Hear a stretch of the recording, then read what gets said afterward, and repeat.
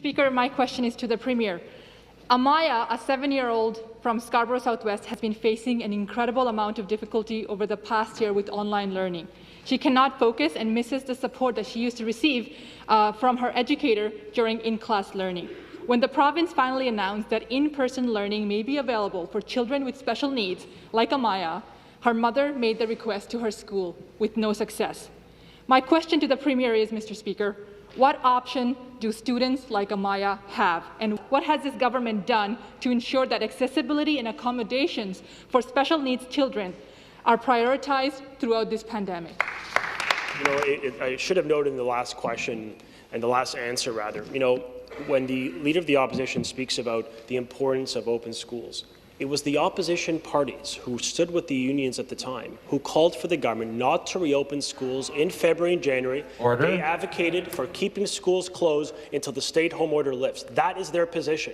And they would have kept school closed throughout 2021. We moved mountains, working with every medical officer, with a chief medical officer, seeking external counsel, pediatric institutions, to get them open, to keep them safe. In the context of virtual learning, another choice that would have been removed.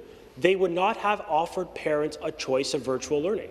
And yes, 1 in 4 parents opted for it. They may into September. We think that choice is a strength, recognizing in-class learning must be safe, which is why we invested for it. In the context of what we're doing to support virtual learning, we've added an additional $200 million investment to support it. Response? Over 150,000 tablets have been procured, 10,000 internet connections, and a significant increase, including last year and this year forthcoming, to ensure families can get access to devices and support that they need. Mr. Speaker, it's shameful that I asked about a question about a 7-year-old who needs special needs support, and the minister decided to use his opportunity to answer and throw political punches at the opposition, and then he went on to advocate for online learning. I am at a loss of words because I'm talking. Order. And again, the minister is going to interrupt me while I ask my questions. Speaker, we cannot let students lose a year's worth of learning and development and progress. Students and educators and families are exhausted. They are waiting for this government to make immediate investments in safer, smaller class sizes, upgrade ventilation, and give resources for students with disabilities. For weeks, Amaya's family has been given the runaround, and I hope the minister will move mountain to help kids like Amaya. Like many other families who are trying to access support, despite having all the documentation like medical notes, Amaya is still on a wait list to be considered for in-person learning and accommodations.